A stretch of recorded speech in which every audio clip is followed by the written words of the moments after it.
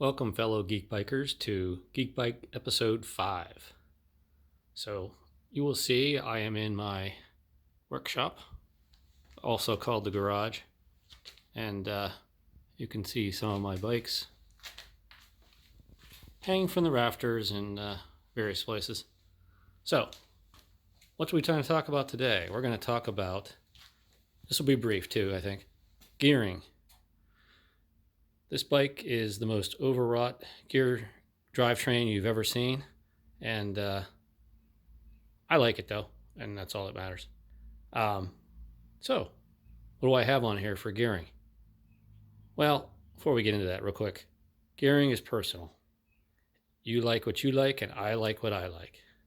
I like pistachio ice cream. Maybe you hate it. But in addition to pistachio ice cream, I like wide gear ranges, and I like triple cranks. And of course, those two things go together. I've got on here a 52, 42, 32. Sort of like a road triple, I guess you could say. Slightly bigger granny than typical. I had been riding this for the longest time with a 48 instead of the 52, but I recently made that change, and I definitely think it's for the better. At the back, in Geekbike episode 1, I pointed out how I made this all work in terms of the shifter, the changer actually hitting all these cogs, but this is an 11 to 50 12 speed. So my total gear range for nominal gear inches is about 18 to 132, I think it is, 134, something like that. So basically, when I first put this bike together, I ran it as a single speed. I had a 42 and the 10 to 50 in the back, or I'm sorry, 11 to 50 in the back. And that actually worked pretty well overall. But the biggest problem was that there were some steep ridge climbs and some other steep, shorter hills that were really a pain, really difficult on the 4250 low gear that I had. I was overgeared and, basically forced to ride at or over my anaerobic limit. And when it comes to a ridge climb that's going to take 20 minutes to get up, it just wasn't working. I'd have to stop for a while and recuperate and never walk. I don't walk, but I will stop. And I had to do that. And it's not something I like doing. It's just, I don't know, call a mental defect of mine. I just don't want to do it. I'd rather have a lower gear. So the problem was the 4211 would causing me to spin out at only about 30 miles an hour. Actually, a little bit higher than that, maybe like low 30s, 33, 34 is what my memory of it was. There's a lot of steep hills down here that sometimes I like to really attack, for lack of a better word. On training rides that are hour long, 2 hours long, something like that, maybe 3. I've got no reason to ride smart in terms of saving energy.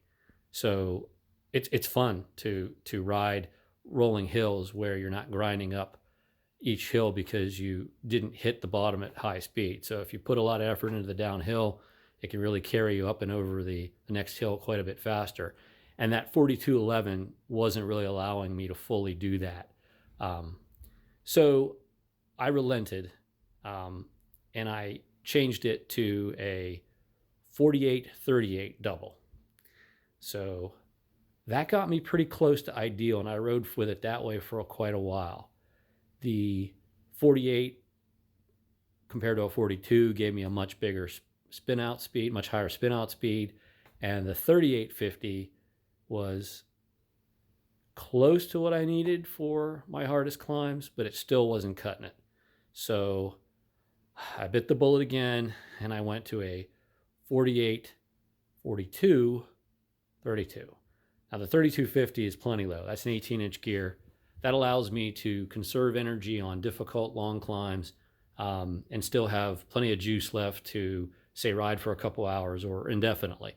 And I've even been able to do that loaded, simulating like a touring load. So I had about 15 pounds of stuff packed into some banana racer bags on this thing, and went out and did some of the hardest ridge climbs around just to see in a credit card touring situation, would that 3250 be enough?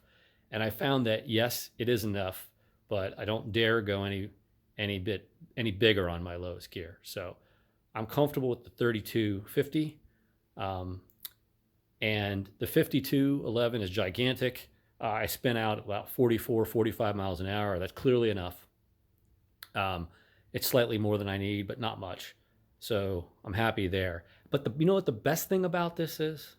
The best thing about having that 42 middle ring means I can ride most of my rides and not shift the front much. Maybe I'll go to the big ring for a few particular sections, but I'm in the middle ring almost the whole way. You know, my everyday rides don't involve these horrible ridge climbs, 13% for 2 miles, that kind of thing.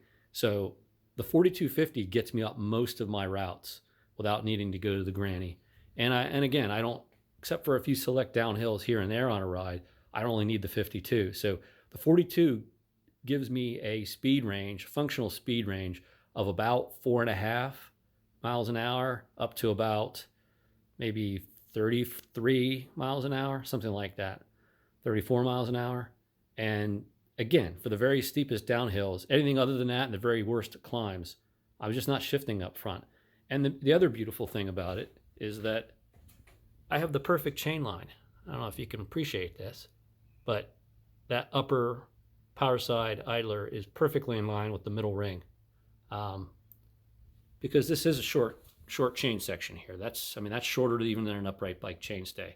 So not that the deflection is bad in the other rings, but it's perfect in the middle. So it makes the drivetrain slightly quieter that way than it does in the other 2 rings. So that's just a quick overview of the gearing evolution on this thing. I was able to be semi-happy on a 1-by, but ultimately I just kept playing with the chain rings until I finally hit on what really works best for my rides. And again, there's no dogma behind this.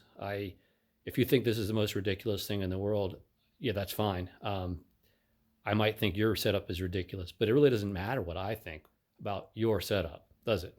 So don't be dogmatic about gearing. Whatever works for you works. So I guess I'm a liberal. Catch you later, folks.